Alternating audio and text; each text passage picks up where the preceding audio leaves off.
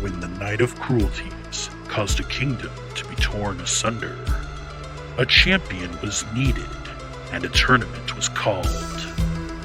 Warriors from all over the world have entered, but only one will be judged worthy of the prize. Are we dead yet?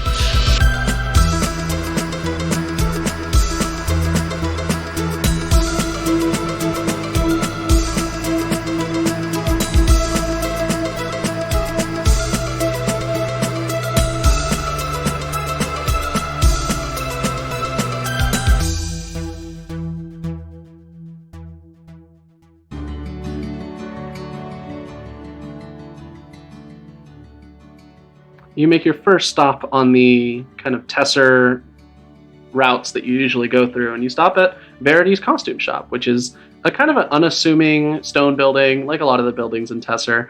Hers, however, does have on the windows, kind of painted in like a golden sort of paint, a very stylized V. And you step inside, because like obviously she knows and expects you. And you see that there is a woman working behind the counter. She appears to be wearing like a robe with like a kind of cardigan over it, a very grandma-ish outfit.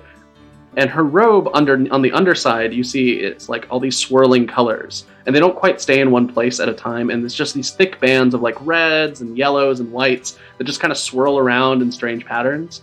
And her cardigan is just a very nice knit cardigan. She's serving some grandma realness, as it were. And she steps forward and claps you each on the shoulders. Like once she kind of has to stand on tiptoe for Blaine, and then also has to stand on tiptoe for Cynthia. I got you, listeners. They're both tall. And so she steps down after clapping each of your shoulders and goes, "So how did they go? The costumes?" So Cynthia, having changed out of her armor, is still wearing the cloak, and she says, "It worked great. It is so beautiful. Though I use it and it gets a little more dry. So I don't want to lose it. It is so beautiful." No, of course. I will rehydrate it, and together, basically, it's just the use kind of drains. Magic has to come from somewhere, and use of the ability to kind of disappear in flurry of leaves, it kind of drains the magic. So I have to rehydrate the cloak. If you leave it with me overnight, I can do that for you. That makes sense. Yeah. And you, Blaine, I saw your fight. Yes. This armor is quite strong. I must say. Yes, you took hit to the head that would have given any other person concussion. Yes, well, I've taken a few ringers to the old noggin, and this will definitely help prevent that in the future. That's for sure. She thinks for a minute and goes, "You need to leave your costume with me here tonight. I need to reduce drag by about 3%. Sure, yeah, okay. And I just start taking it off, like right there. Yeah, she's like, "Oh, okay, I have changing rooms, but sure." And she goes and grabs, like, because it's a lot of armor, right? And it's all like these interlocking plates. She goes over and she gets like basically a dolly, and like wheels it over and just starts stacking the armor. And she's like surprisingly strong and spry for her age, being that she's a retired witch, but that doesn't really go away. That just means she's like no longer working with a coven. Mm-hmm. And she kind of stacks the armor up and takes it out back and goes, "Good help is hard to find, though. I swear, once you retire, you join me. You know all about my costumes. You've been wearing them for months." Yeah, I consider that, but I'm still a pretty young Goliath, I'll probably be on the entertainment circuit for quite some time. That's good that you are interested in remaining in the entertainment. Do not live long enough to see yourself become a clown. Oh, no. You either die a hero or live long enough to see yourself wearing a funny red nose and colorful wig. She turns to a shrine in the costume shop of what appears to be, it says Ben Boing Low, which is like spelled horribly and doesn't make any sense. It's like Ben and then Boing, like bouncing, and Low. Ben Boing Low, the clown of Tesser, and it's like in memoriam, and it's like a really sad plaque. Like he like rescued 50 orphans. Oh shit. And she like nods sagely, and she's like, "If only all of us could live to die as a clown." Oh, man. Yeah. Oh, and to be fair, Blaine is not naked. He had athletic clothes on underneath his armor. Athletic clothes, as in a jockstrap. No! For the canon, everyone, the naked levels of this party are all across the board. Nah, like, you know. Is Dirk still shirtless? Yeah, Dirk hasn't replaced his shirt yet. Fan artists rejoice. Dirk is still shirtless. Okay, so she kind of gets that all set aside, and is like, and she looks over to the rest of your group, and she's like, "Any chance I could tempt you to choose me as a sponsor instead?" That's gonna be a no, brother. Okay.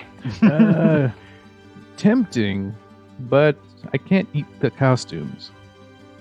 She points at a meat tube costume that does appear to be edible. And she goes, "I have never found a use for this, but maybe." And she like nods wistfully. Takara's gonna look longingly and say, "No." Okay. She looks over to Waffles, not sure what to expect. Waffles just gonna shake its head. I imagine the whole time Waffles is just standing there with like a grumpy look on his face and crossed arms and just like, and it makes it even cuter. Just like scowling. You guys, I mean, he already has to be in a mascot outfit. Who wants no more outfits? No more costumes. She hides the dog armor she was working on and looks disappointed. Well, in any case, it is good to see you all. I will get you your things first thing in the morning. Keep winning. I just got a bunch of new customers today from your win, so.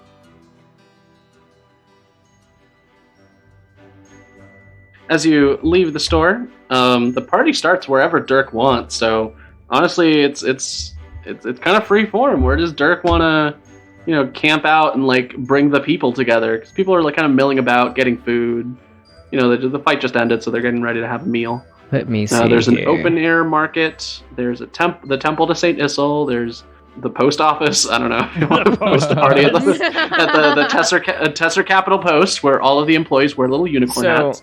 I think what Dirk's gonna do is Dirk's gonna go to the Queen's Festival headquarters, and he's gonna pick up a couple kegs, and then he's gonna start walking just out, just pouring drinks for people, kind of amassing a party, and wherever this ends up is where this ends up. Yeah, you go to the Queen's Festival headquarters, which is kind of like, it's a little ways to the south of the Queen Arumi's like royal estate, basically, because she used to frequent these parties all the time, but she doesn't anymore. And she kind of like set up alongside one of the main buildings is very large, like gaudily painted with lots of ribbons and masks and festival outfits, is the headquarters of the Queen's Festival. And you see the person in charge of keggers, the keg master, if you will, is this large human with a shirt that says "Sleeves are illegal in Tesser," and the shirt does not have any sleeves. It is as it is promised. The only sleeves allowed are for onesies because they make an exception. Yeah. But yeah, so like he's over. He's like when you arrive, he appears to be doing something on a bench press, like he's like lifting weights and stuff. And you see that each of the things on the weight ends of it are indeed 2 kegs. And this is Kegmaster Joe. He goes by Joey to his friends. Hey, Joey. Oh yeah, what's up, dude? Gotta pick up a couple kegs, brother. Oh, cool. Let me just like put this down. And he like puts down the kegs, and you see that they are indeed empty. He's not a monster, because if he drops these, it could be disappointing. So he goes over to get the actual kegs that are full of alcohol.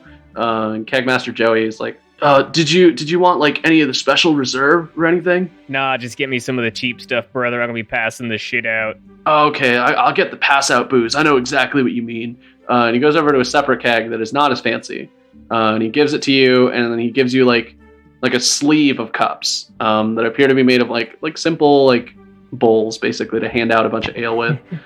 and like it's kind of like in a messenger bag situation, so it kind of like you can flick a little switch and it gives you a bowl to serve the ale in. Okay.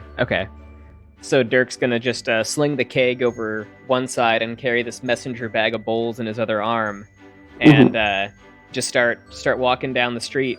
Yeah.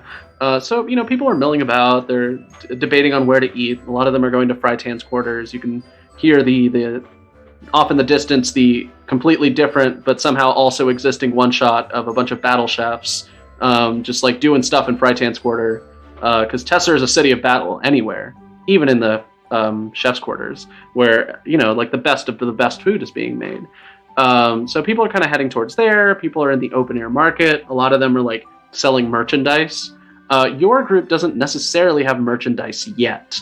But if you wanted to, you could go to the open air market and speak to some of the toy makers to see if you want merchandise. Do you guys want to go get some action figures made? Absolutely. Hell yeah, having Unlike you having guys, action figure. I already have action figures, you stupid humans. Waffles is right. Waffles is a rare exception of a group that is not like has just arrived in the tournament circuit, but has immediately like swept the city by storm. Especially after getting the Menagerie sponsorship. So you see children with action figures of Waffles, and they're like, how like those Batman toys have like Arctic Freeze Batman or like Desert Jungle Batman or whatever. Like you can see Waffles in different like onesies. Like there's a Waffles in like a lobster onesie, and it's like Ancient Deep Waffles because it's based on a chull, which is like that lobster monster in the monster manual. Yeah. I should have asked. Sorry. I should have asked if it's okay that I already had action figures.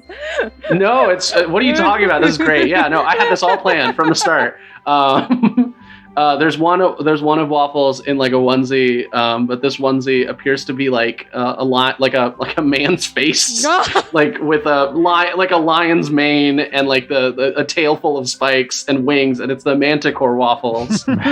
Oh boy, I'm glad that it's all onesies. It's not even armor; it's just onesies. Yeah, it's all different like branded onesies, and they make action figures based on your like show, but everyone's really excited for the Displacer Beast Waffles that's going to come out after you fight tomorrow. Good times. Oh, just to note, if anyone comes up to me, Waffles does turn on the charm. So you guys, just so you know. This is what you're going to be doing right now as you arrive at the open air market, and you could see like, people are selling their fruits, their vegetables, their fish, their various accoutrements, their things that they have crafted. It's a general busy, like it's late afternoon, the fight just got out, a lot of business is coming through, and you spot a couple of the main toy makers. You have one called Fitz. Fitz specializes in plushies. You have another, Fitz is he, him pronouns. Then you have another named Royal Jelly. Royal Jelly uses they, them pronouns, and they specialize in toys with like action figure qualities. So they have like karate chop limbs or whatever. They're usually made of wood or some other material. And then finally you have If, which is IEF, and all of his toys are cursed. Okay. He will do them for the least amount of effort, but they will all be cursed somehow. Like cursed how? I will not tell you unless you talk to If. Yeah, it's IEF. It's If. If. Okay, assign each of them a number between 1 and 3. Sure. Not quite sure I'm kosher with him advertising it being cursed.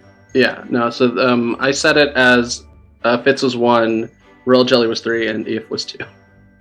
Okay, well, I'm talking to Eve.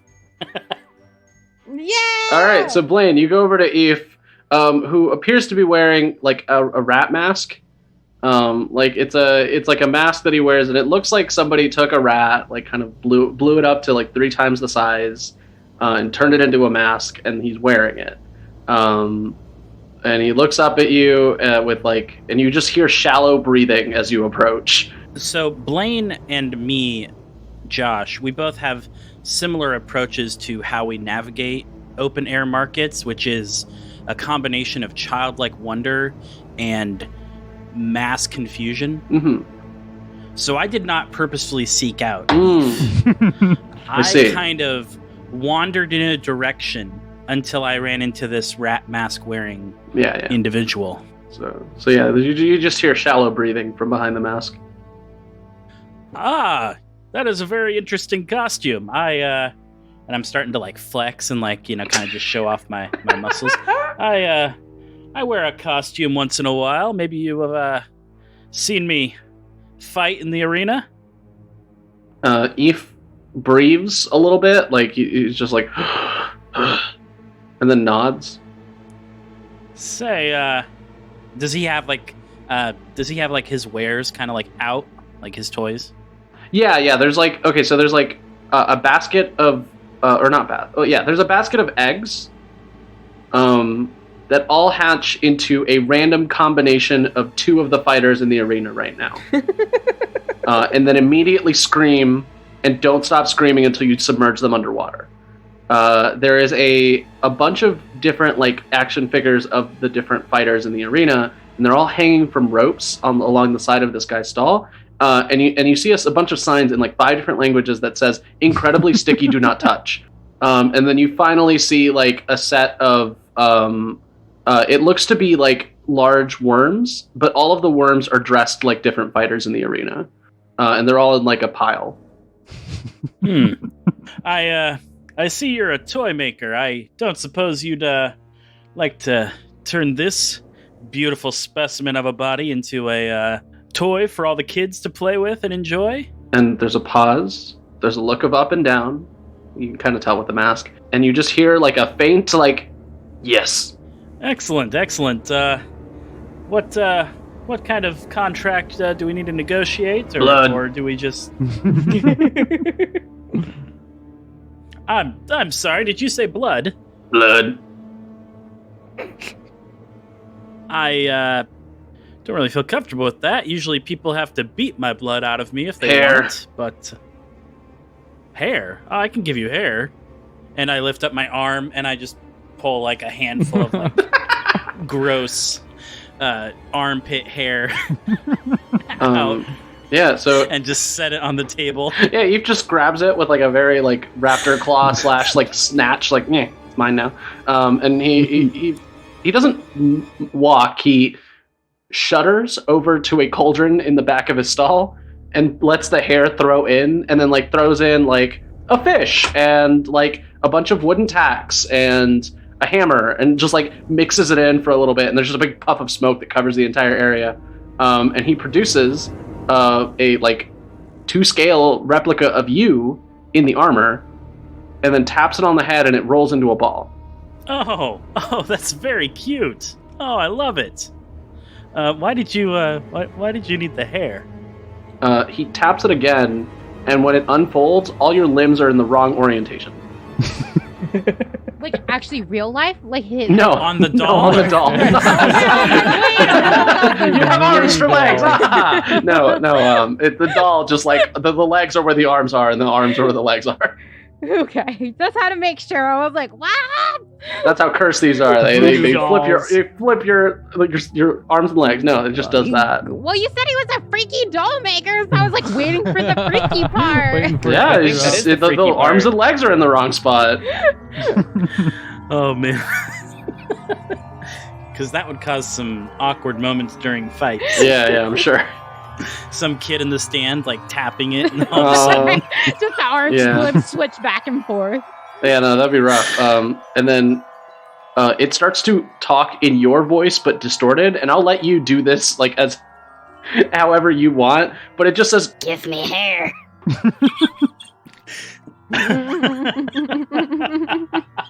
And Eve nods and goes over to a case that before was empty. He closes it and opens it, and it's full of toys of you now. Oh no! Oh, this is wonderful. Can I get one to show my friends? He just points at the one he gave you, and it's like, it's yours. Excellent. And I'm gonna just happily kind of wander away and wave and say, "Never got your name, but thank you." What curse does he have now? No, the toys are cursed. Okay, they're just like okay.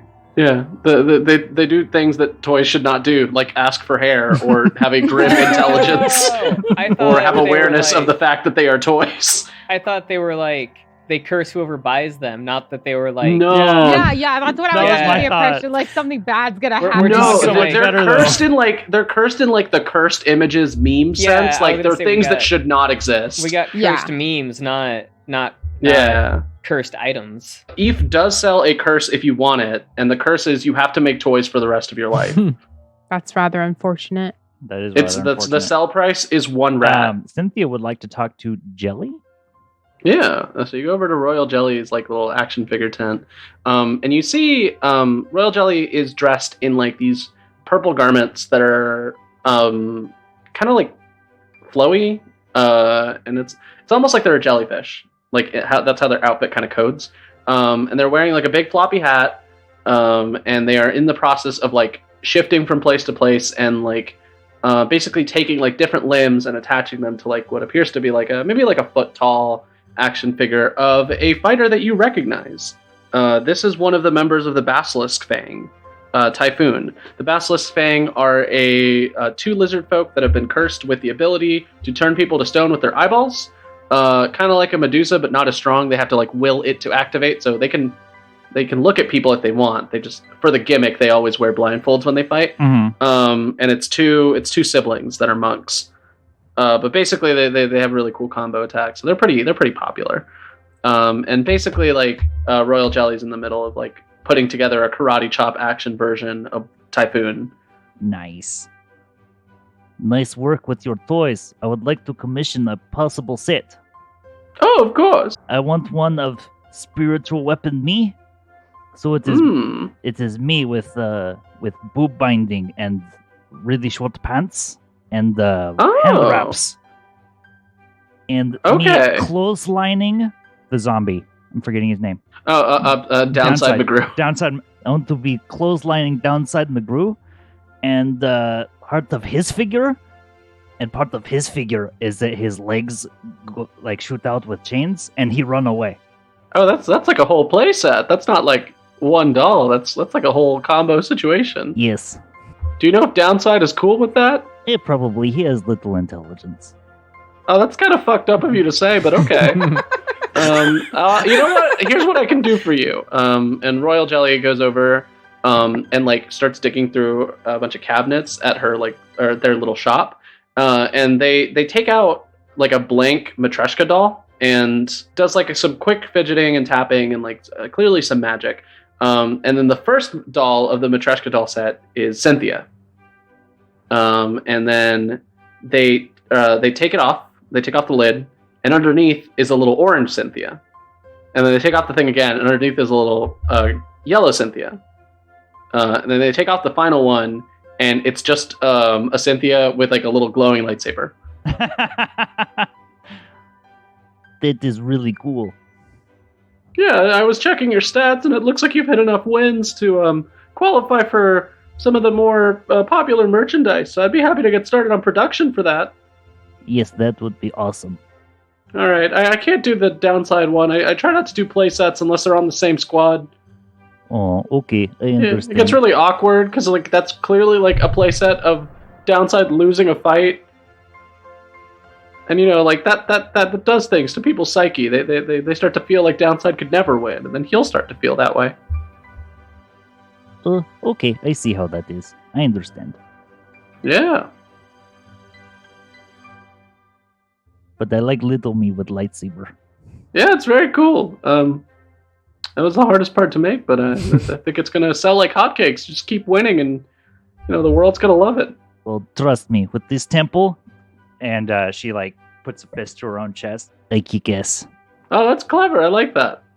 Thank you.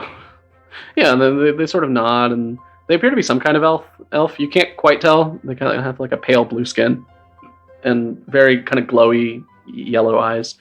And let's see, anyone else want merch? Because I know Waffles already has merch. Yeah, Dirk's gonna approach the plushie maker. I have forgotten. Oh, their name. excellent. Fitz. And Dirk's gonna come over. How's it going, brother? Fitz is a picture-perfect image match, and don't sue me, Disney, but it looks like Geppetto from... Fitz looks just like Geppetto from Pinocchio. Like, it's a kindly-looking old man, tiny glasses, little shoes. And he turns and he's like, "Oh, yeah, yes, what's going on?" You know what I do. I know what you do. Let's get something going. I'm what? I'm not. I can't drink on the job. Sorry. You know the other thing that I do? I can't fight you either. I'm not a registered fighter. No. You make plushies. I'm a famous fighter. I'd like some plushies made of me. Just do me a favor and try to make some of the soft bits look a little hard, if you know what I mean. He like looks at you and like, sir, they're plushies. They're all soft. Yeah, but you can do like contouring to make like, you know, make the, and he's like gonna like kind of like squeeze his stomach, you know, make this look like a 6-pack and so on. There's a pregnant pause as Fitz considers the options and goes, "Oh, you want the forbidden plushies?"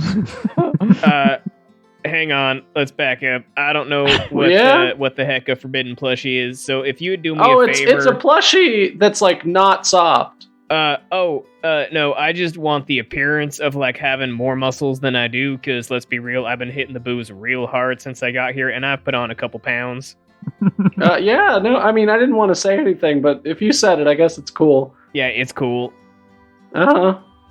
Okay, so you want you, but like an idealized you for children to look up to. Exactly. I don't want kids to think it's okay to drink this much, even though it's totally okay to drink this much. Fitz just kind of shrugs and goes, I mean, to each their own, but yeah, children probably should be putting away what you put away. Here, give me 1 second. And he heads over to like what appears to be like one of those big, looks like one of those big Build-A-Bear machines. Like it just like fills the thing with stuffing. And he like pulls a bunch of levers and there's like a comical like whistle and like slide whistle noise and some steam escaping. And you get like the equivalent to a Funko Pop of yourself. Okay. It's like a plushy Funko Pop. So your head is like a box. And there's like some squiggly contour lines that make it look like you have a 6-pack. And because this is a toy being sold for children, instead of your usual keg, you're holding a like what appears to be a barrel labeled juice. And you're did something with your eyes a little bit wrong, so they look a little like unhinged. Like one eye is like just tilting in such a way that it like gives a menacing aura, despite the fact that you were supposed to like look kind. And Dirk's gonna take it and inspect it thoroughly. He's gonna, you know, look at it from all sides and just let out a hell yeah, brother. That's what I'm talking about. Oh, okay. Yeah, no, you I'll have to debut this after your fight. Because, you know, you gotta win a fight before you can debut it. That's the plan. It's gonna be a good one. I got tricks up my sleeve that I can't talk about because they're secret tricks that are up my sleeve. You're not allowed to wear sleeves in Tusser, sir. That's part of the trick, brother. It's like shrugs for a little bit and like, is your secret trick more alcohol? Don't go telling everybody now. He just he does the mimes, the like my lips are sealed sort of thing, and just like goes over to like make another teddy bear or whatever. And Dirk's gonna give him a wink, say thanks, brother, and start walking back to the group. Takara, one of the Frightan chefs steps up to you and looks to be very excited. So he's wearing a little chef's hat, and he's like, Takara, we have something. We have something really cool for you. Yeah, he's gonna see him, and he's gonna get excited himself, seeing who it is, and be like, "You got something for me? What's up?" Yeah, I'm Pastry Boy. Even better. What's up, my dude? Pastry Boy, you're familiar with. Like he's in charge of Pastry Boy. He looks like the Pillsbury Doughboy given form as a dwarf. Perfect. So he's just like he's very happy.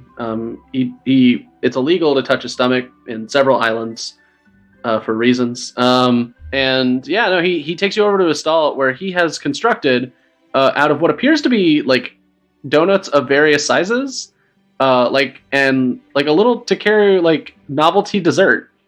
And like the top part is like a lollipop shaped like your head that like slots into all of the donuts. And Takara's gonna be like stunned and starstruck as he's looking at this. He'd be like, "You did this for me?" Well, yeah, you've been bringing a lot of traffic to my store. So how big is this thing we're talking about? Basically, like about the size of a pie. Okay, right on. Excellent. He's going to turn to the chef and be like, "Do you deliver?"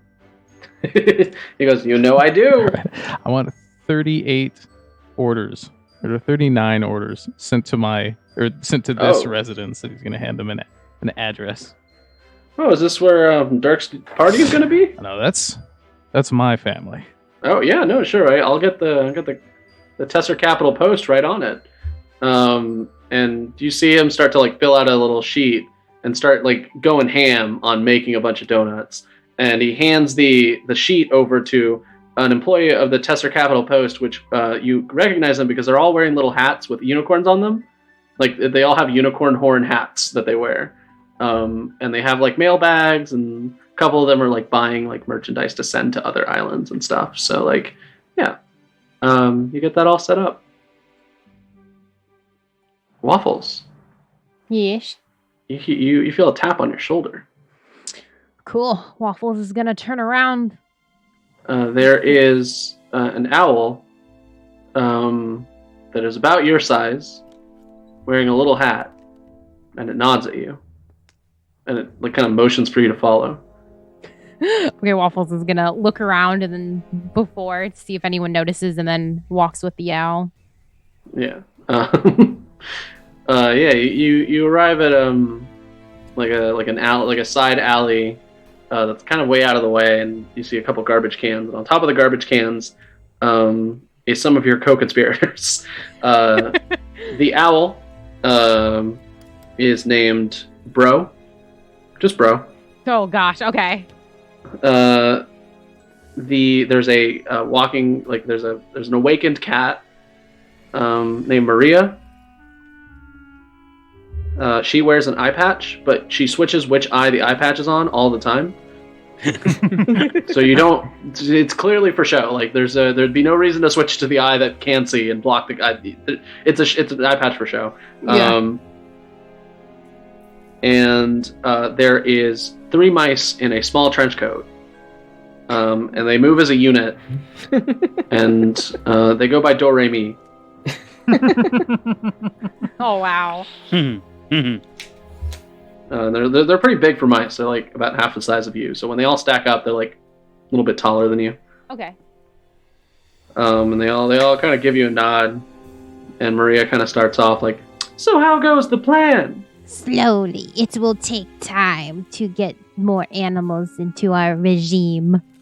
We heard the newest member of Nature's Curse is what's the word you use, Do Re Mi? And like there's a bit of spacing between the words as if 3 people are talking, and it's like, you said they were incredibly depressed. And Bro the owl kind of nods and like, yeah, they have been burdened by knowledge, much like we have, but it has done them horrible things, and they feel very bad about it. Well, I might have to talk to them. Do you think they will come to our side? I think if you can convince them that our new intelligence is like a gift, man, it would do wonders towards, our cause. And Maria just kind of chimes in like, yes, and then we can get them very fun outfits as well, much like we. And she points at her eye patch, and Bro tips his little hat, which is, I imagine, like a little falcon cap. So it's on an owl's head, so it's very precariously balanced. And Do Re Mi in their trench coat, just like they kind of rearrange in the trench coat, so the trench coat falls for a bit, and they rearrange. And the mouse that you know as me is on top now and kind of nods. Oh man. So Waffle's gonna shake its head and be like, "You guys, no, we must not fall for these human outfits that they put on us." Maria like looks at you like, "You're wearing more outfit than any of us. They let you wear sleeves." Because Did you see Do Re Mi's trench coat does not have sleeves? And Waffles just glares at them and be like, "You know I have to wear this. It is for disguise to trick those awful peasants." And the Do Re Mi mice go, "Yes, our day will come." evil laughs. Yeah. And then like Do Re Mi joins in, and then there's like, And Maria laughs, and she does the one from the anime where the girl holds the hand to her face, and she's like, oh. And fucking bro just goes like, oh yeah. Now leave me alone. And Maria's like, okay, fucking fine. Yeah, we just wanted to hang out. Just go do your work or whatever. And she like leaves. And the Doremi mice all like walk over, and like each of them rotates which one is on top, and they all bow to you in succession, and then they scamper away, taking the trench coat with them. And then Bro the owl just kind of blankly stares at you for a second and blinks and twists his head all the way around and then blinks again, and then he's like, oh, I should go, and flies away. Cool. Waffles is gonna go back and join the crowd. All thinking right. why he ever teamed up with these animals. Yeah, so not everyone gets the evil genius awakening. Some of them just get the normal jobber awakening.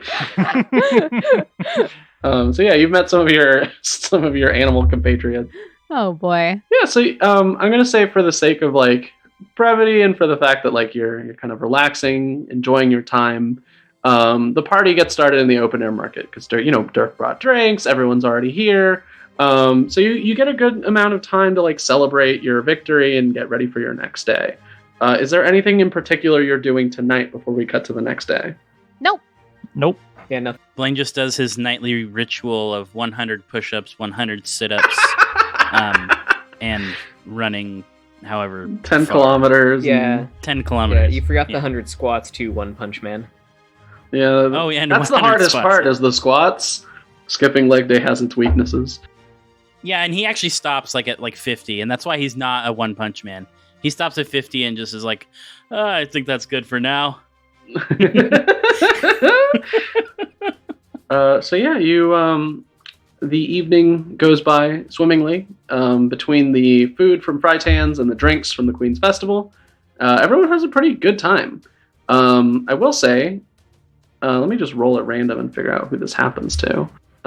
You do, and this is not related to the dice roll I just made. Blaine, you do hear crowds of people going, "Give me hair!" whenever they see you.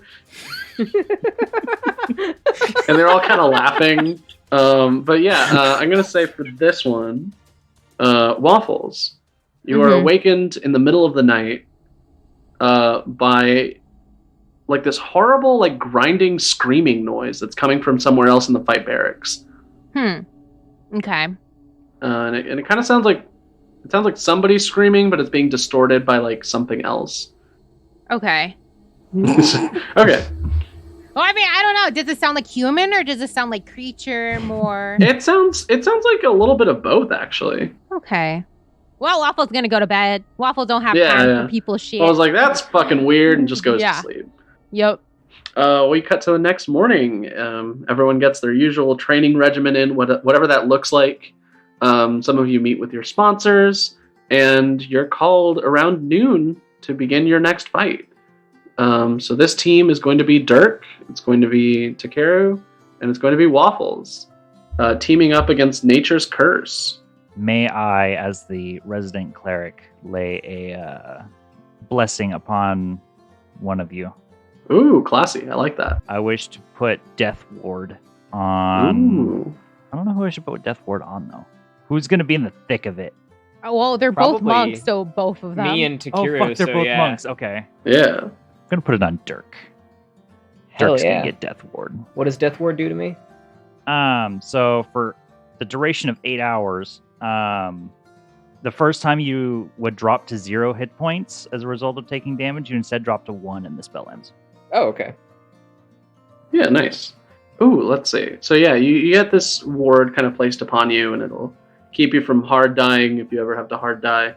And you're heading over to get set up for the fight, and you actually pass by the other group that had a fight beforehand. That you know them as another, like, they're part of the Paragon group, and this is the Great Vision and Trusty Pork. Their team name is just the Great Vision.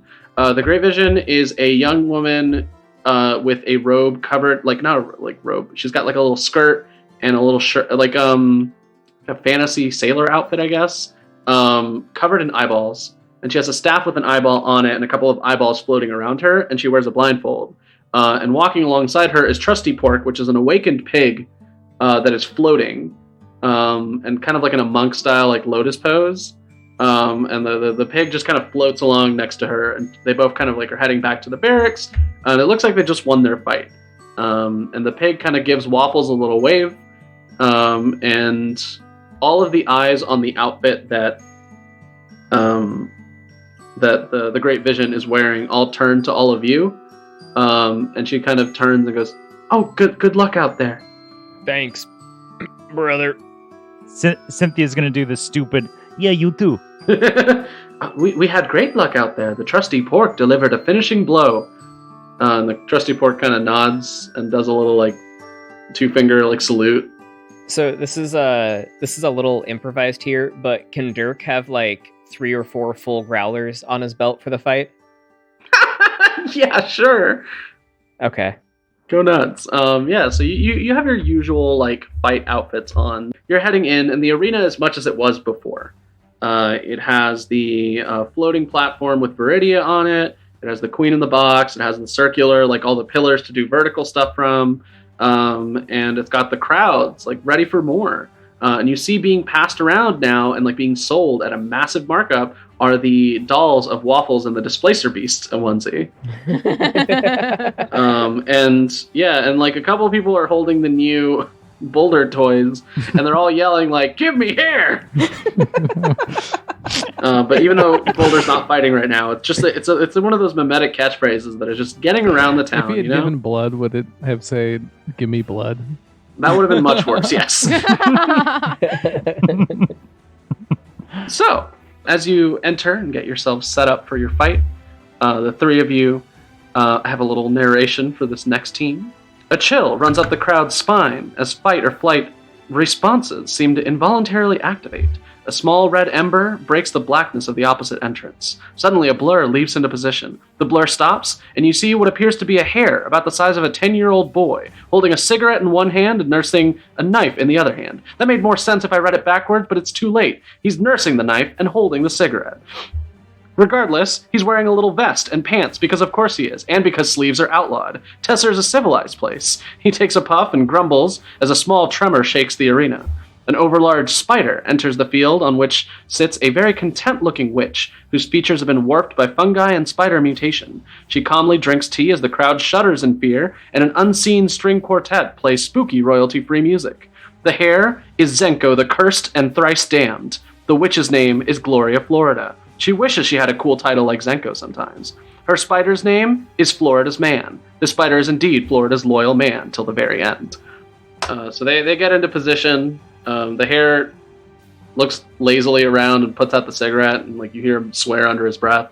And a couple of the children are like, "That's Zenko the Cursed and Thrice Damned!" And that's like the full title, and you have to say it every time. Or at least that's how the local legend goes. If you just call him Zenko, he shows up in your dreams and tells you that you're a bad person. Oh boy. So yeah, you get into position. What are you going to do to appeal the crowd? So Dirk's going to step out into the arena. He's going to squint his eyes, sort of block the sun. He's still kind of hungover from yesterday. I don't know if you guys noticed, but he had a little bit to drink. He's going to pull one of the growlers off his belt, uncork it, chug the entire thing in less than 3 seconds, and smash the growler on the ground. You hear the crowd go, "Juice! Juice! Juice! Juice!" That's right. Juice makes me strong, brothers. Go ahead and roll. I don't know. What kind of roll do you want to make for this? I mean, I could kind of see this going 3 ways. You know, the general performance, which I preemptively took proficiency in for this campaign. Yeah. We could do Constitution to down that much beer all at once. Yeah. So it's up to you. I'm leaning towards Constitution though. Okay, but go ahead. Let's do that. Sure. So how's your in fight chug going to go for you?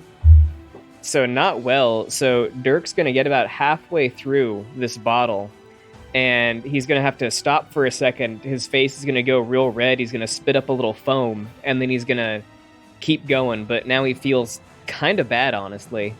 Oh, that's good. Yeah. Yeah, no, like it's very much like that's gonna be some heartburn and just a bad time overall during this fight. So you do that. What does everyone else do? Waffles is going to do a little dance and play. Sorry. that's great. Gonna play on their bagpipes. Oh, I didn't know Waffles had bagpipes. That's fucking awesome. Oh, that's good. Yeah, Waffles takes out the popular Waffles bagpipes. It was an option, so I was like, "Fuck yeah, do some bagpipes." But yeah, and Waffles just gonna wave and be like, "Hello, everyone. Hi. It's good to see everyone here. Thank you for joining and supporting me." Yeah, and then inside Waffles' mind, he's like, "I fucking hate everyone."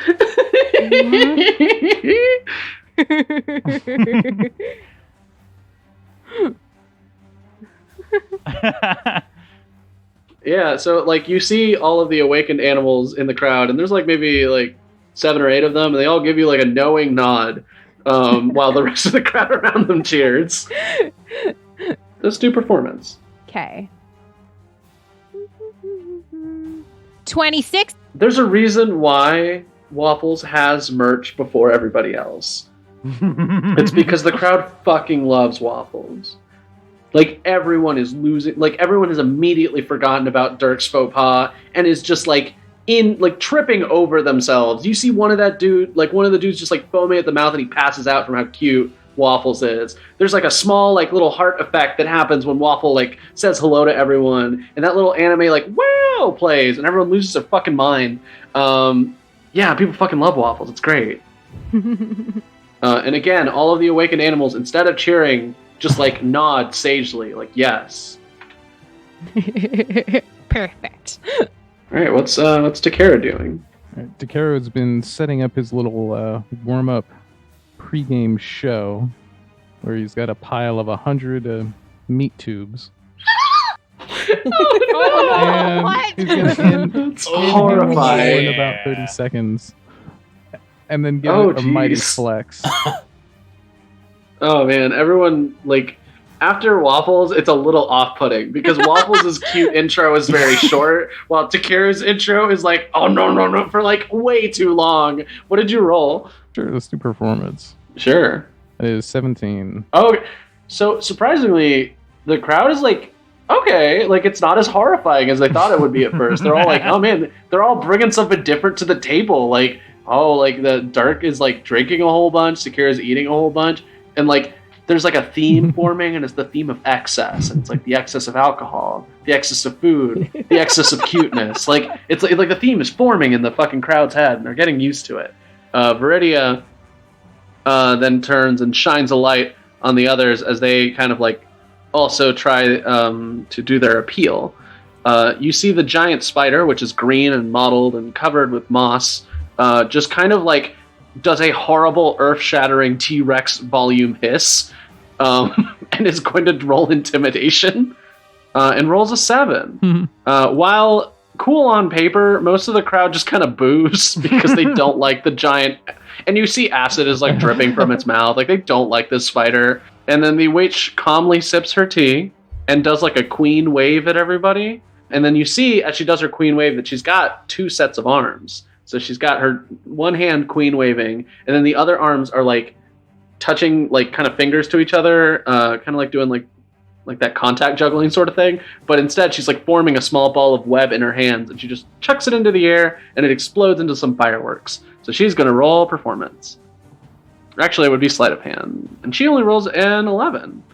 So the fireworks are just not as cool as how cute Waffles is.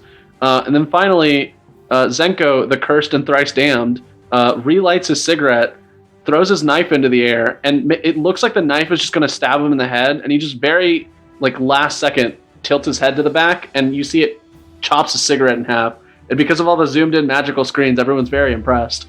As that's going to be an acrobatics check, Zenko gets a 17.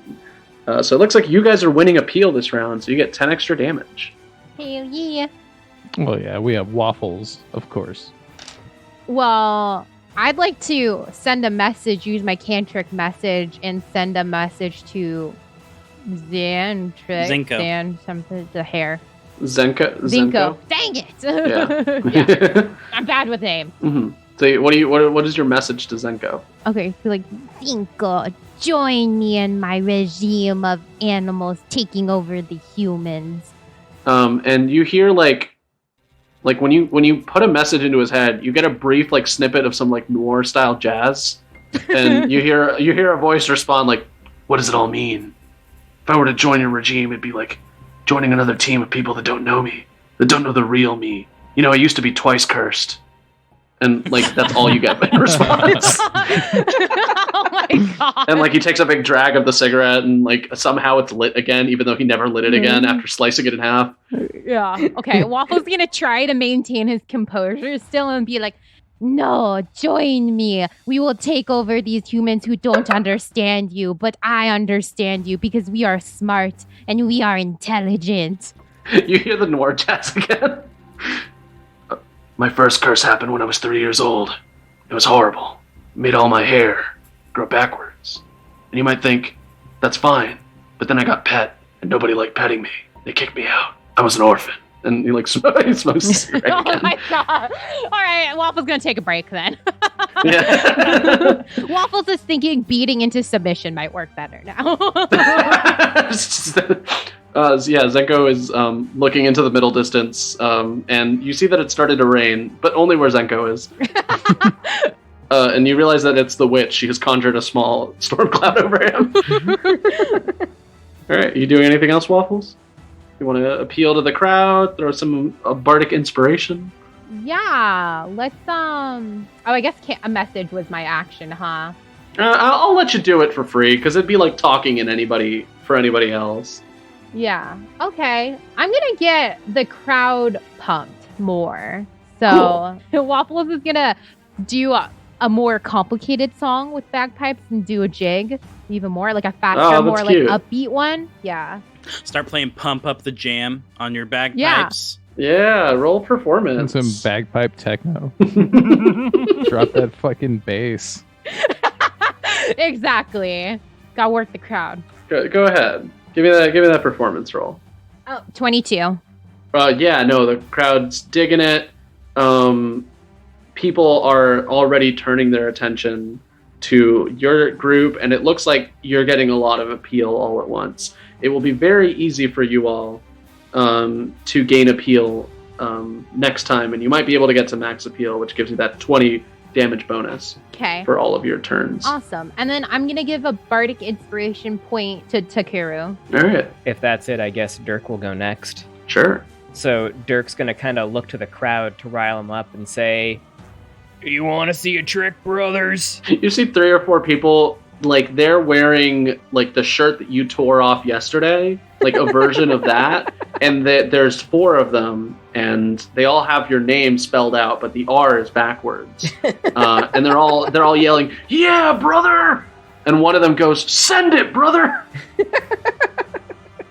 Okay, so Dirk is going to run towards the witch, and he's going to use one of the pillars to do like a wall kick to gain elevation.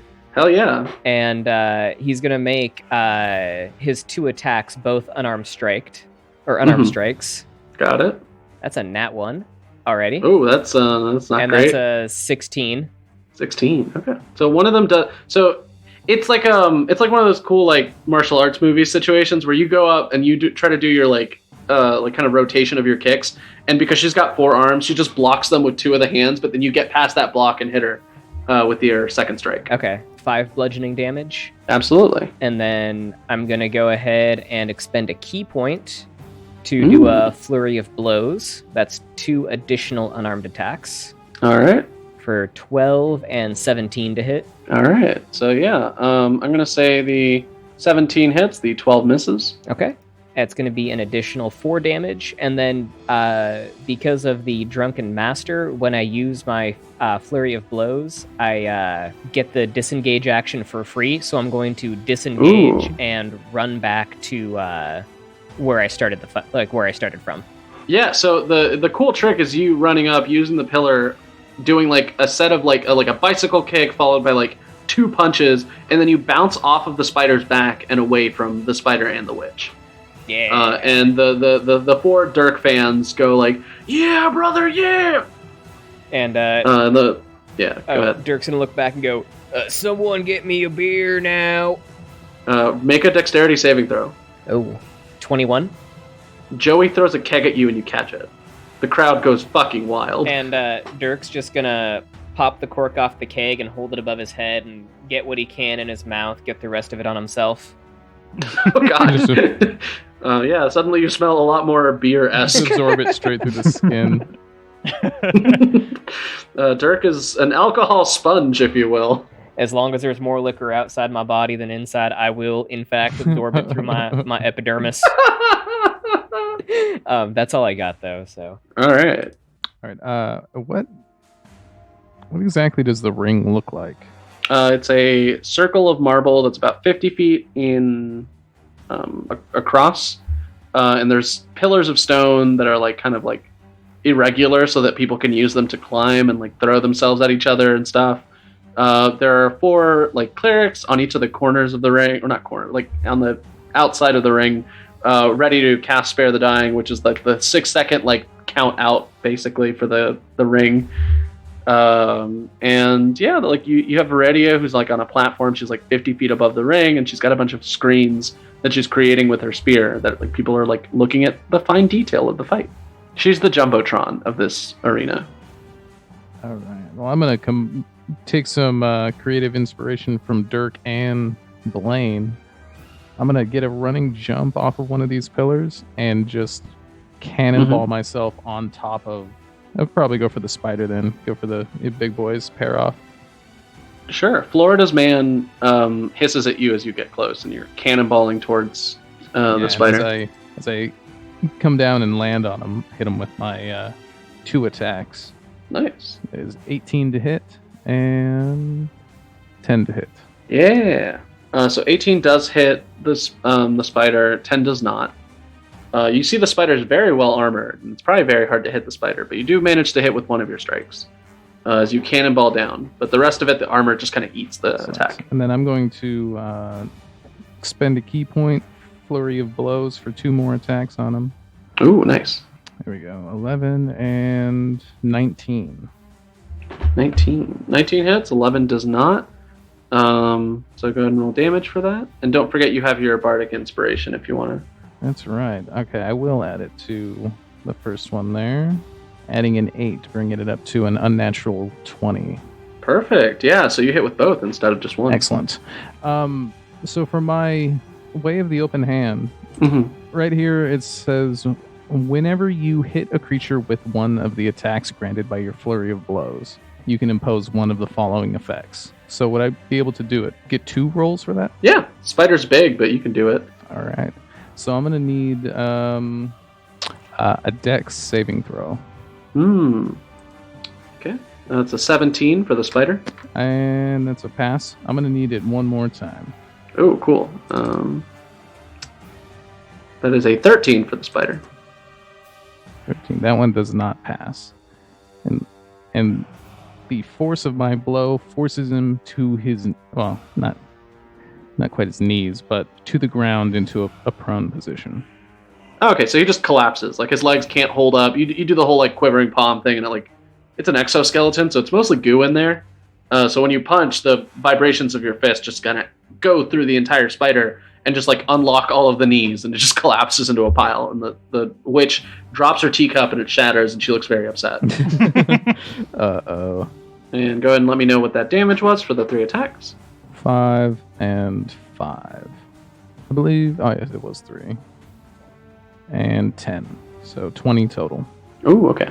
So the spider is looking like it's taking some hits. Like it did not expect you to kind of like sumo style, like toss yourself. Well, that's not actually a sumo thing, but I guess it's an E-Honda thing. I don't know. You toss yourself and fucking lay the smackdown on the spider, and it looks to be very hurt by this. Yeah.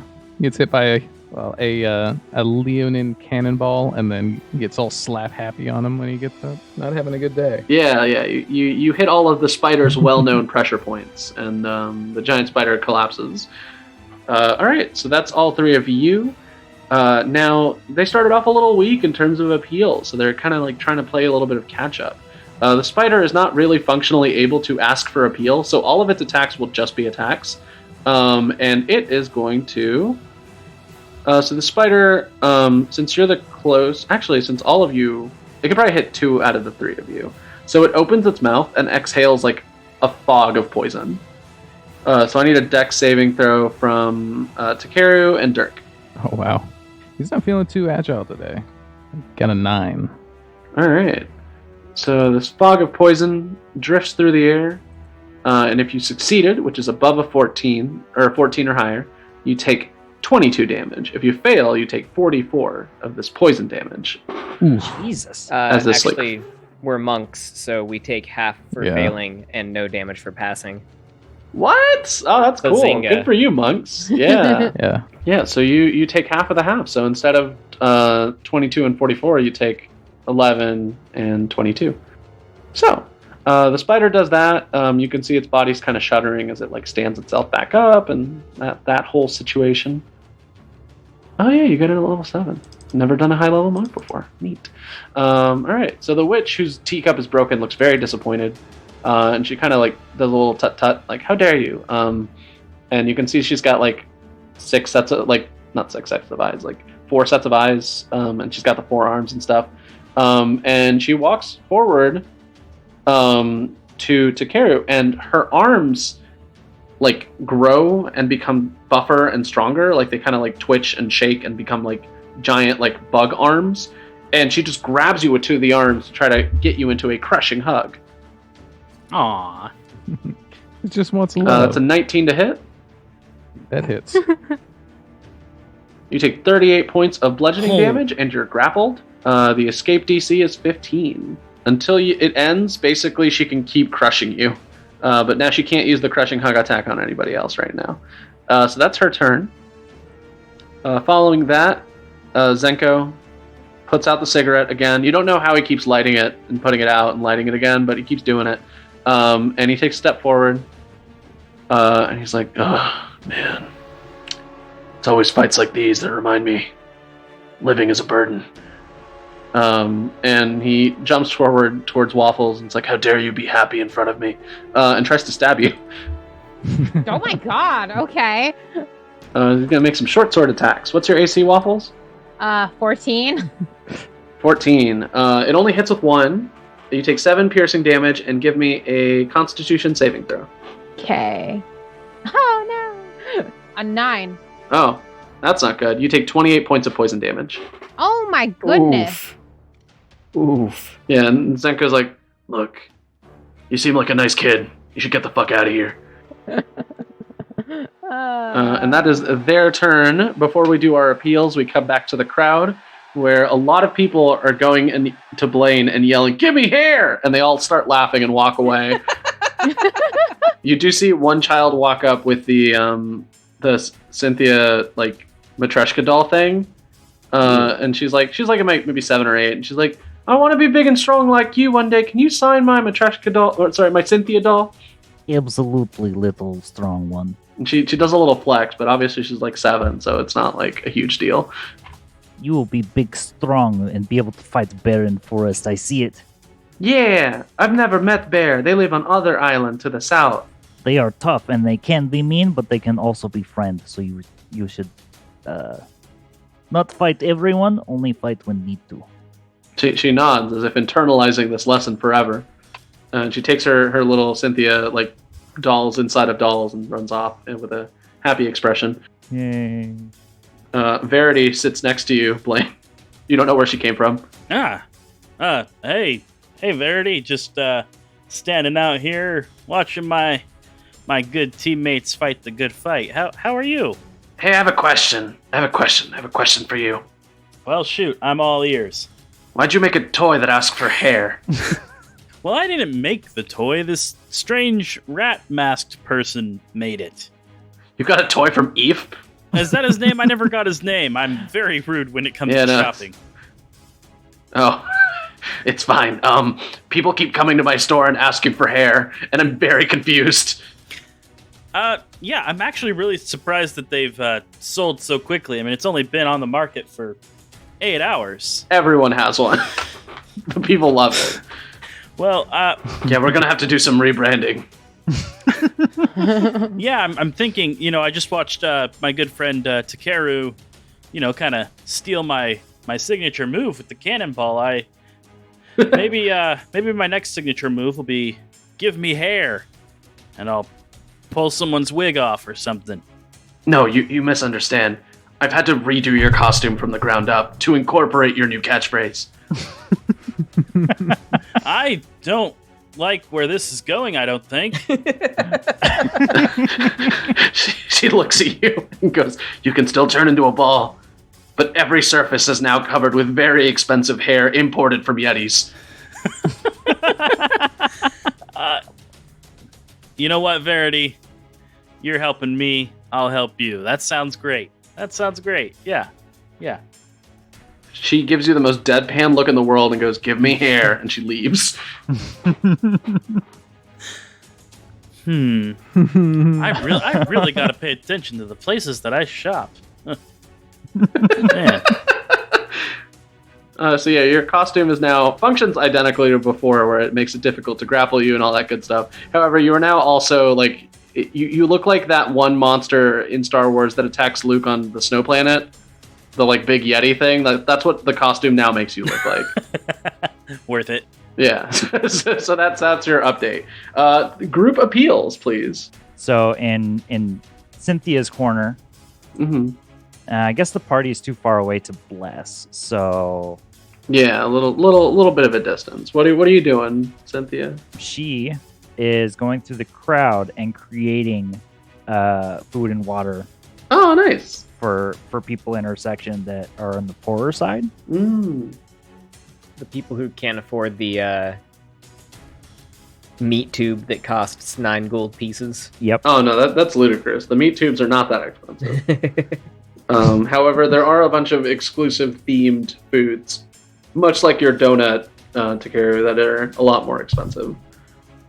But yeah, the meat tubes generally run pretty cheap. But your food and water is appreciated. A lot of the like the dock workers and people that they make enough to like get by, but like they usually can't afford any of the luxuries in the stadium besides the actual ticket. So it is well appreciated. I'm gonna say, since you use a spell slot and stuff, and it was a well thought out plan, you do help the crowd appeal for the next roll. So not only does Waffles have advantage, either Takeru or Dirk can take advantage as well. Awesome. What does everyone want to do to appeal to the crowd? Dirk is going to hold the now empty keg over his head. Yeah, probably still, dripping some remnants out as he shakes it around and goes, "You've seen a keg stand, brothers. Now get ready for the keg smash." That's good. What role do you think that would be? Because I'm leaning towards like intimidation, and I kind of dig it. We can do some intimidation. Sure. Go for it. How's a 12? I mean, like, people believe you when you say that you could beat somebody up with a keg, but it's not like the most impressive thing in the world. Not when like the witch lady literally like made her arms twice the size and started crushing Takeru, who is easily 3 or 4 times her size.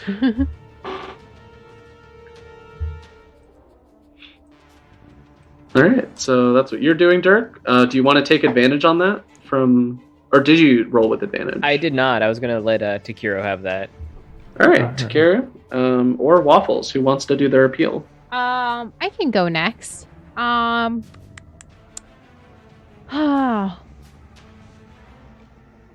know what? Waffles is gonna change up the dance a little bit. That involves wiggling its butt, its booty. It's doing a nice, sweet, cute little booty dance with its tail swishing back and forth. Just break out a twerk. The people. This is what the people all want. Like, they think Waffles is the best. They want Waffles to be the champion because it'll be hilarious.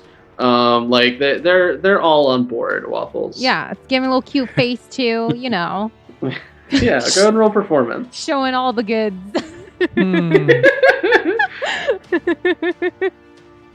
just whittle me. Yeah, go ahead and roll performance. Cool. 15. Roll with advantage. 15? That's with advantage, because you did appeal to the crowd last turn. Right. Yes, I did. Well, 15. Yeah. So with a 15, like, the crowd is like, they've seen this dance before. They're fans. A couple of the people are also doing it with you. They're familiar. Okay. Yeah. All right, Takeru, what are you doing for your appeal?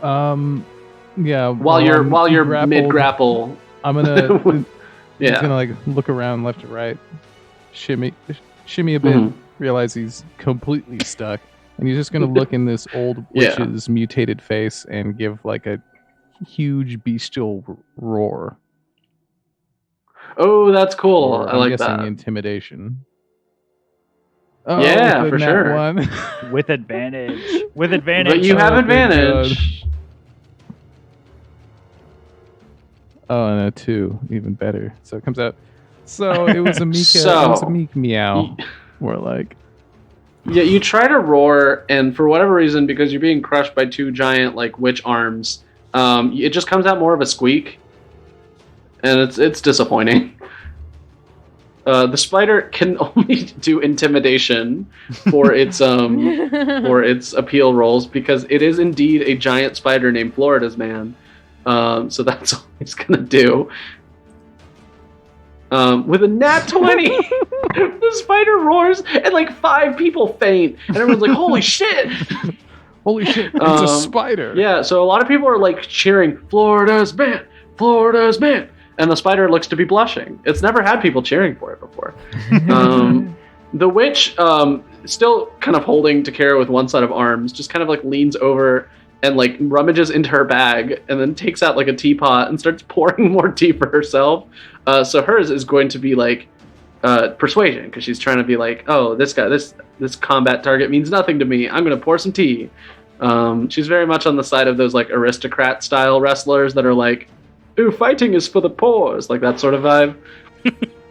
She rolls a 9, so this is not received well. Everyone is cheering for Florida's Man, but a couple people throw their drinks at Gloria Florida. She takes 2 points of damage because one of them does bonk her head, which is like a little mushroom hat. Aw. And yeah, the mushroom hat's like all askew now, and she looks embarrassed. Zenko stares at one person in the crowd in particular and menaces them, and is going to roll intimidation. He rolls a nat 20. Holy shit! So yeah, this resets the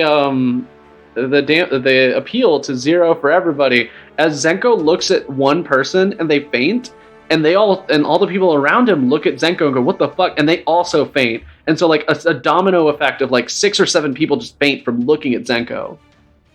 And Zenko looks at no one in particular. Some more noir music plays from nowhere, and he goes, "Some people just aren't cut out for intense staring." It's like the most Edward rabbit I've ever met. Yeah, it's great. And he's got a knife. It's covered in poison. He's got a cigarette with animation flubs or mistakes because you don't know if it's on or off. It's good stuff. Yeah, so it looks like they're leading the appeal this time. So they're going first.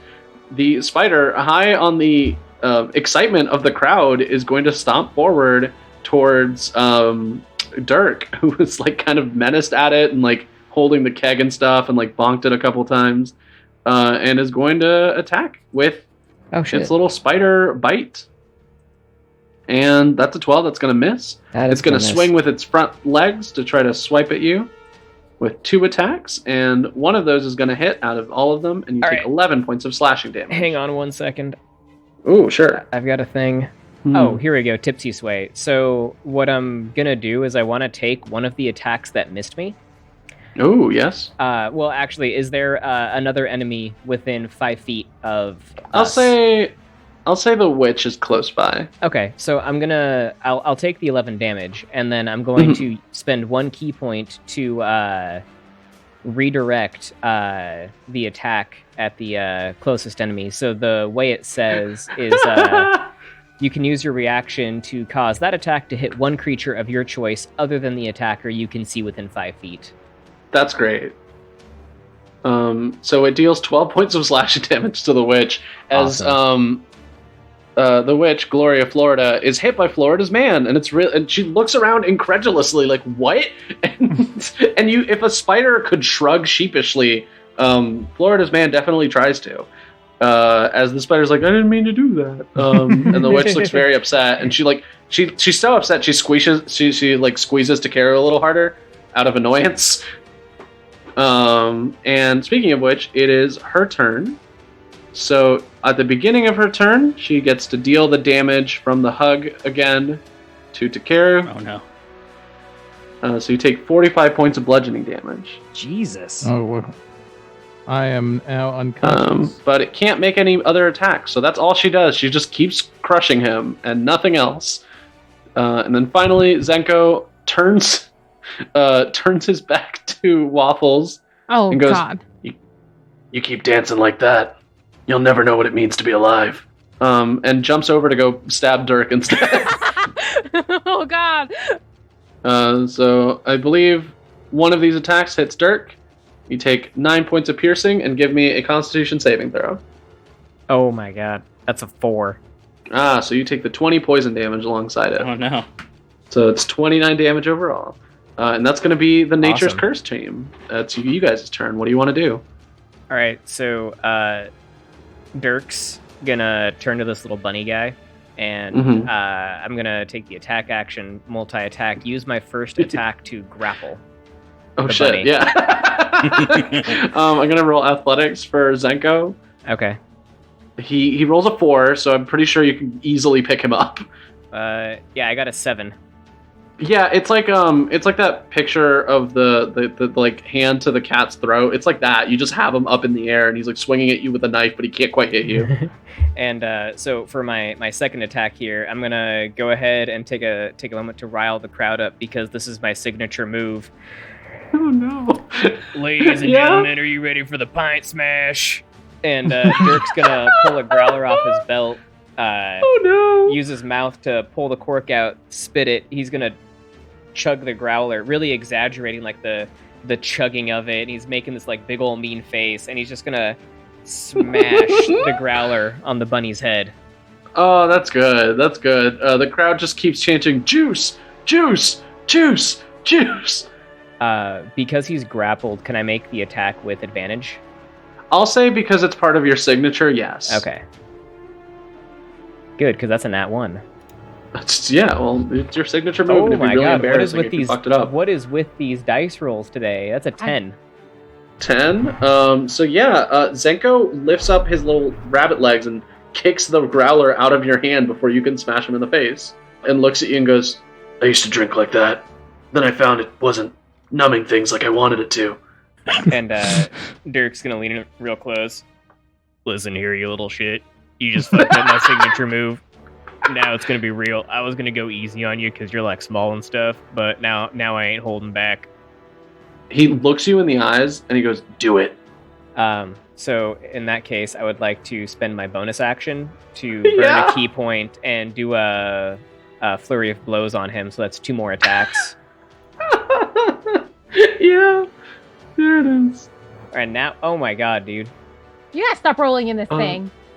13. Can a 13 Yeah, dude, hit? D&D Beyond has been 13 really hits. shitty. Zenko's not hard to hit. 13 hits him. Okay, good. Finally, there's 1. Now, just out of rage, I'm gonna pull a full growler off my belt and just crack it open on his head for 8 damage. Yeah, so you miss at the first one, and you take him, and you're like, and you do the whole exchange, and you just like swing and smash him into the ground, and then you take the growler and smash him. So it's like a horrible sandwich. And Zenko looks a little dazed and goes, "That's the first time I felt pain in years." It ain't gonna be the last time you're gonna feel pain today, brother. Do it. Finish me. So Zenko's not. How much was that? 8 damage. Zenko's not dead, like near death or anything. But Zenko is. He wants to be. He's edgy. That's what I'll say. Dude. This is what I think about edgy characters. You heard it here first. This is my hot take. They're silly and dumb. It is whoever wants to go next turn in your group. I'll go next. Yeah. Alrighty. I'm gonna cast Crown of Madness. Oh, cool. On the spider. And it's Yeah. a wisdom saving throw. Oh, Spider doesn't have good wisdom because he's literally a spider. You know what? That's what I was hoping. Yeah. So 11, the spider fails.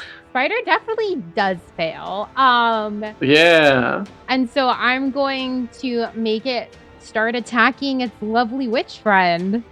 All right. Is that on its next turn or right now? Must use its action. It doesn't say. It says the charm target must use its action before moving on each of its turns to make a melee attack against a creature other than itself. Yeah. Okay, cool. So on its next turn, it's literally going to attack the witch again. Yeah. With its full multi-attack, like it would normally. Yes. Okay, cool. That's very good. You have just taken an opponent out of the fight for a turn. Yeah, so Waffles, how does your Crown of Madness look? I imagine it's like kind of scary. Yeah. Or is it cute? How does it work? I mean, I make it creepy looking. What they say, because I'll just keep it to the spell. It's a twisted crown of jagged iron appears on its head, and a madness glows in its eyes.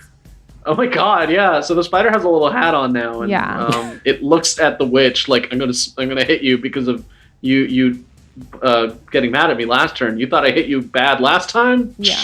And the crowd loves me. I don't need Glory of Florida anymore. I'm Florida's man. I'm my own man. And the Waffles is just gonna evil laugh. Yeah. And the spider laughs with you. It's a horrible sound. Okay, and then I'm gonna use a bonus action to give Dirk a bardic inspiration point. Cool. All right. Takara, go ahead and give me a athletics check to try to escape the grapple. Let's see what we got. 10. Wow, this dice roller fucking 10. hates us. You guys need to stop using this D&D Beyond dice roller. It's cursed, clearly. Hear that, D&D Beyond? You fucked up now.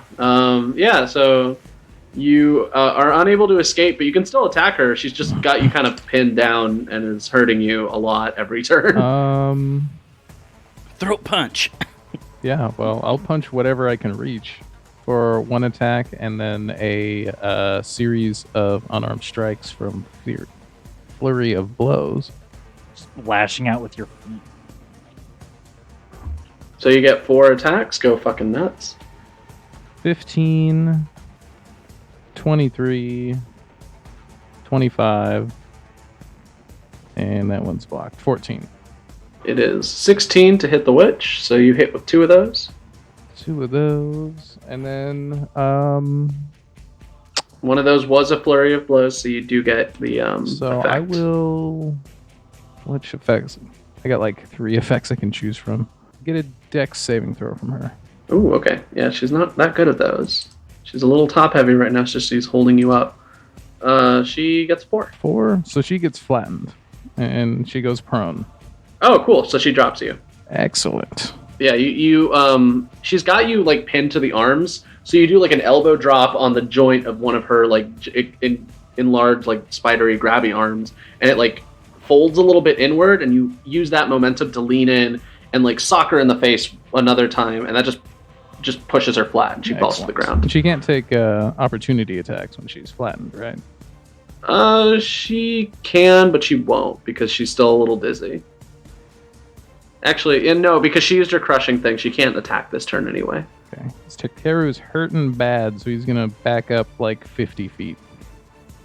All right. Zenko looks at you and goes, as you move closer to him and Dirk, he goes, "Oh man, I guess I'll have to deal with you too." And yeah, so following that, totaled to 15 for the witch. The witch is not looking so good. She's been taking a lot of hits. All right, so before you guys do your appeal, is there anybody who wants to do crowd work who's currently in the crowd? Yes, also. But I have a question. You go first. Yes, Go first. what is your question? How far are we taking the analogy of WWE? It depends on what you're about to ask me. So there's all these screens. Yes, they are literally like floating magical screens that Viridia is creating. And so theoretically, there's also like sound that's being produced, right? Like people can hear what's going on. Mm-hmm. Yeah. Is there a way I could find a location or a way to get Viridia to put me on screen for a minute? I think she occasionally scans the crowd. So if you roll like, I want to say persuasion or something, like she might like land on you and it might stay there. Okay, let me try that.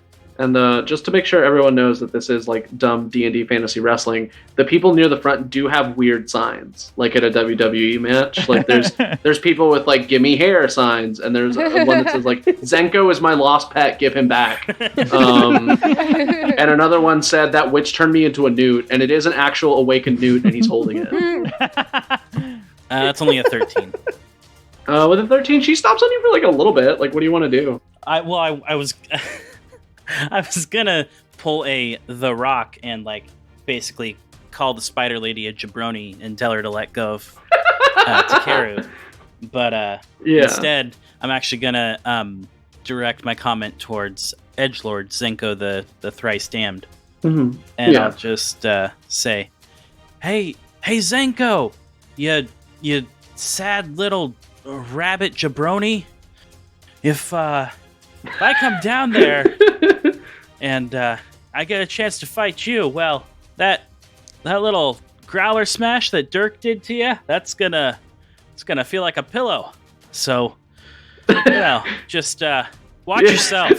The more you add to it, the more the screen starts to shift to the right. Like, okay, we get it. And Zenko looks to the crowd and makes direct eye contact with you, Blaine, and goes, "You can't take my hair. Just like you can't take my lack of will to live." And he smokes the cigarette that is somehow in his hand again, even after getting his shit kicked in.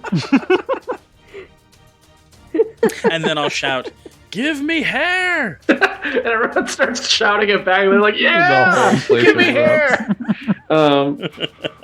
Yeah, no, everyone fucking loves that shit. Yeah, so that's gonna be crowd work. Go ahead and roll appeals. Wait, Cynthia, you wanted to do one as well. Yes, I want to cast the spell Motivational Speech. Ooh, that's a good one. You address ally, staff, or innocent bystanders to exhort and inspire them to greatness. Yes. No, I'm digging it. You give an inspirational speech. I'm like, I never decided. We haven't picked one yet.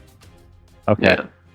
Well, our guys, they look beat and rough right now, but that is because they are getting strong. They will be, they need to look weak to be stronger, and they will beat these cursed animal peoples into the ground like they deserve. After that, like, they deserve part, there's a couple of the awakened animals in the crowd that are like, ugh. But the rest of the people are like, I'm magically inclined to be excited.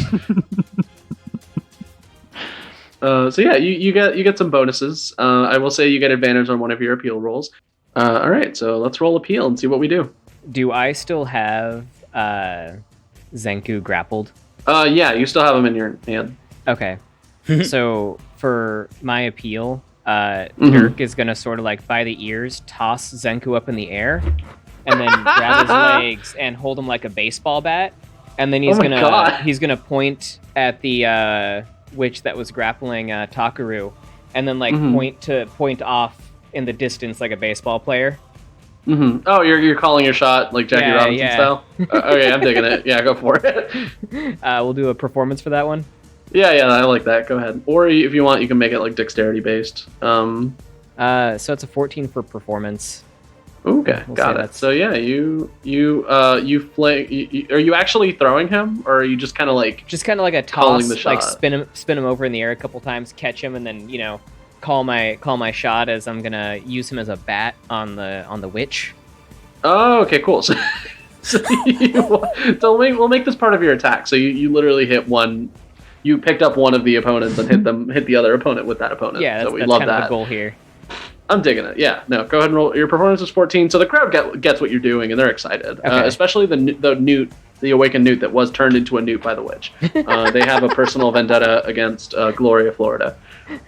My speech was directed at that newt as to be the center of this witch deserving to get a pounding.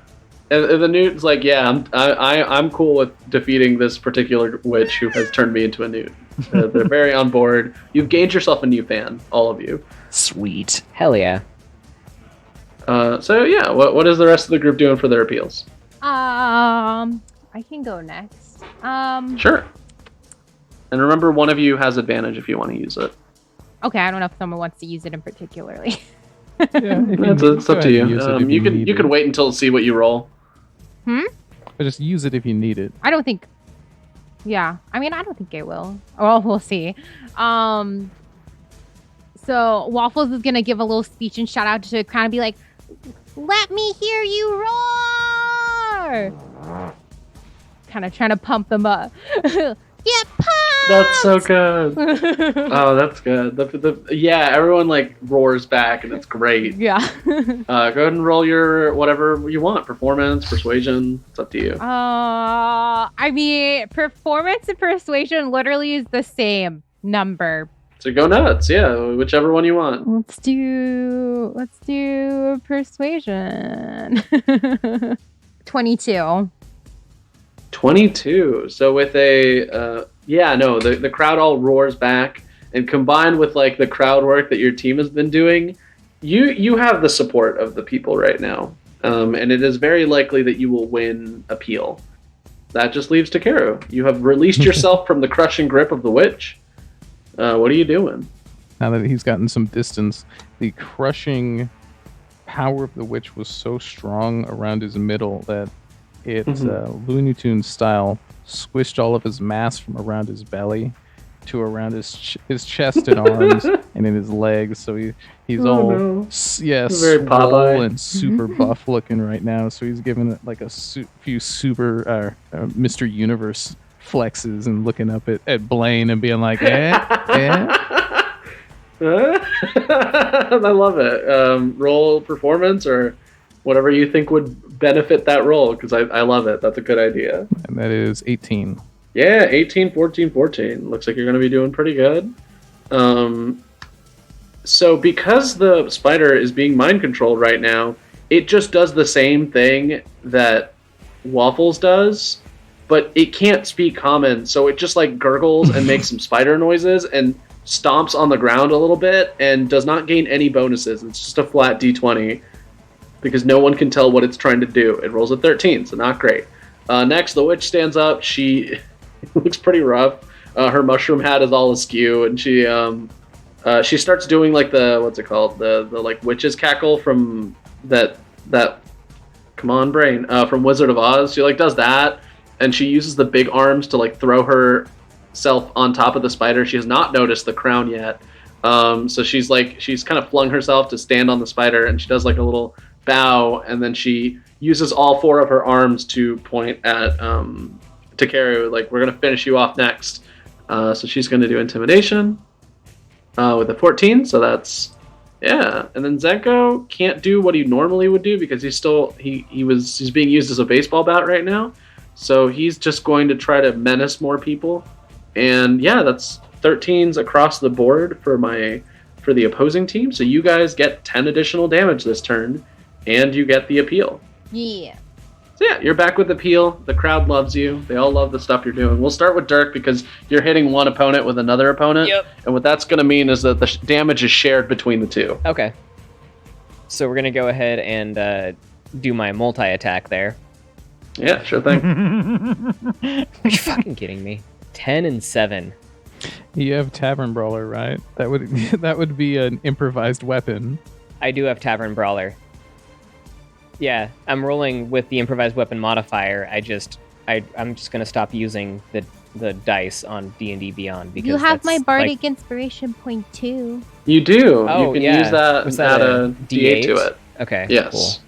We'll add that to the 10 because I think that might hit. What did you add? 3, so 13. Oh yeah, so that's enough. I'll say because she's like prone and it's a whole mess, or she's not prone, she's gotten up, but it's like a whole mess. So you get up and you on top of the spider, and you just like lay the smackdown on the witch with Zenko. So go ahead and roll damage. Cool. Because she's still a little dazed, so she's a little easier to hit right now. All right. It's gonna be 8 damage, and then for my bonus action, I'm gonna cast Zenku aside because I can't use a weapon for these attacks, and I'm gonna use my bonus so he action. just goes flying. Yep. And he hits a pillar. Yeah. 13 and 24 for unarmed strikes on the witch. Well, I did say that 13 could hit the witch, so for this turn, 13 does hit her, and 24 for sure hits her. So go ahead and let me know what your damage is. Yeah, 12 total.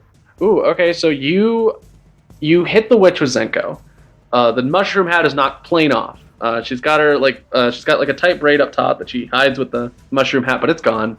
You throw away Zenko, he hits a fucking pillar and he crumples and rolls to the ground, and then you step forward and just 1-2 boxing style sucker punches. One hits the witch in the gut, the other one hits the witch in the shoulder, and she looks at you for 2 seconds like she's gonna grab you like she did Takeru, and then immediately falls off the spider and collapses. Zenko is next to the spider, but on the ground, prone because you just tossed him aside. The witch, one of the clerics, runs up. 1, 2, 3, 4, 5, 6, and she is out. That's how we do it, brother. Now let's get this over with so I can get back to drinking. All right, so Dirk, that was your turn. It is now one of your other team members' turn. Takeru will use wholeness of body to regain 24 health points. Ooh. Yeah. How does that look for you? What does Takeru do to well, I want to incorporate that with his other action to yeah, go for it. To rally the crowd. He's going to do the classic sumo stomp with both legs and just ooh, yes. try to shake the ring as much as possible. And then once he's set himself, he's going to focus and give a mighty shout, and then visibly his wounds are going to close here and there all over his body. Cool. Yeah, no, the crowd is very much on board with you guys as a team right now, because you guys are between the two monks and everyone and America's sweetheart Waffles. The people are on board with your group. You're very clearly winning a lot of appeal, winning a lot of brand recognition. You're this third party upset to the Paragon and Villain Squad. So yeah, go ahead and roll me I guess this would be a persuasion or intimidation, whichever one, or performance, whichever one you want to use. Let's go with this. 19. 19, yeah, you definitely get some appeal from that. So you're going to get advantage on your next appeal roll. And next is Waffles. So next turn, the spider is going to attack Zenko. So keeping that in mind. No, I'm going to send another message. See if maybe whatever the stupid hare's name is will freaking submit. So we'll send a message, be like, submit to me. Join me in my regime. This is your last chance. You hear the noir music again. And Zenko, you hear his voice kind of responding, and he's like, the only thing that would make me want to join your side is if some sort of giant animal had me in its jaws and was going to eat me. Otherwise, you'll never have me. I'm my own hare, independent. Sweet. Perfect timing for that spider to come over. And you hear, wait, what? And then the message cuts off. Wait, what? All right. So anything else you want to do? Throw some bardic inspiration? Anything like that? Yeah, I'll throw a bardic inspiration to Takeru. Sorry. Takeru, you are inspired bardically. So it is now the spider's turn. It leans over and does indeed eat Zenko. Yeah, Zenko's gonna take 15, or sorry, not 15, 21 points of damage. And because this counts as one of your attacks because of your spell, he takes an additional 10. And you just hear Zenko screaming from inside, like, no, not like this, not like this. Oh my God. And the Zenko, you hear like a rumble from inside the spider as Zenko knifes his way out, and the spider collapses on the ground, and Zenko is like breathing hard, and turns to Waffles and like throws the knife and the cigarette away, and he's like, I submit. I submit. And with that, you see the spider sort of like crumple, and the one of the It looks like all the clerics are kind of nervous to get close to the spider because it still snaps, but it's like definitely like crumpled and out. And Zenko is just like breathing heavily, and he's just like, I submit. So the crowd loses their minds as your group nails another victory over Nature's Curse. Or another victory in general, but a victory over Nature's Curse. And Dirk's gonna go ahead and take the remaining 2 growlers off of his belt, shake him up in the air, pop the corks, and just start double fisting growlers, grunting and cheering between sips.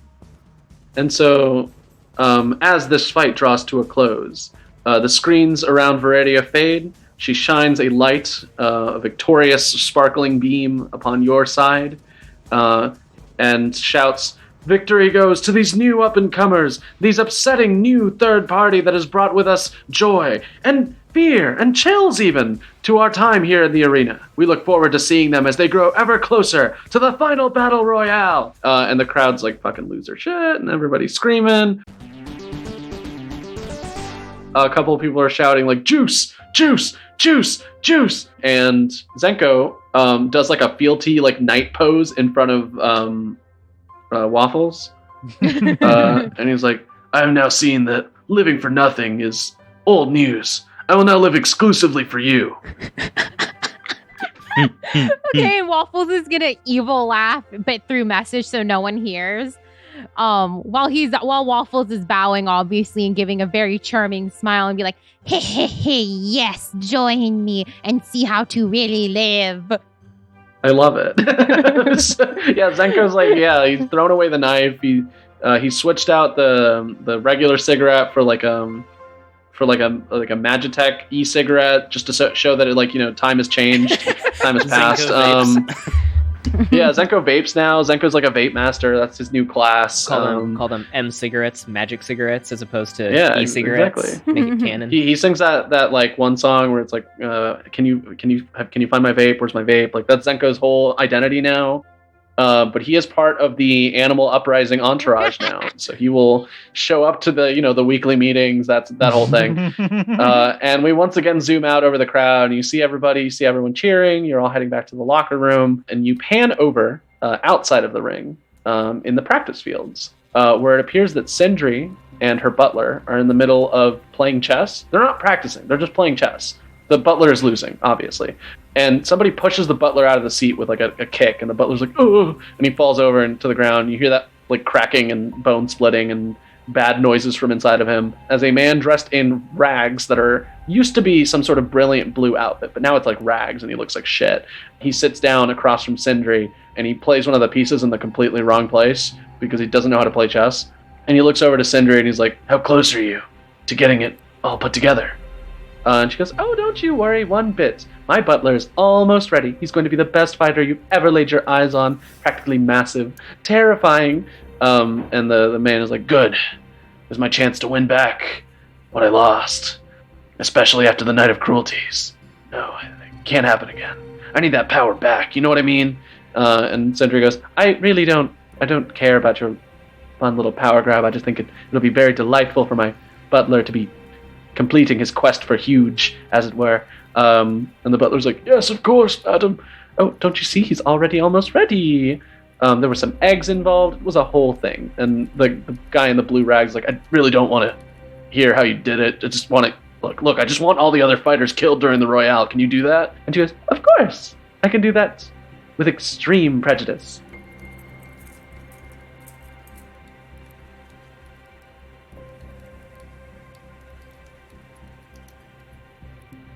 Hi everyone, I hope you had a good time listening to our Wrestlemagia mini-campaign. But I know what you're thinking. Maybe you want to hear a little bit more of my voice. Maybe you're interested in cosmic horror.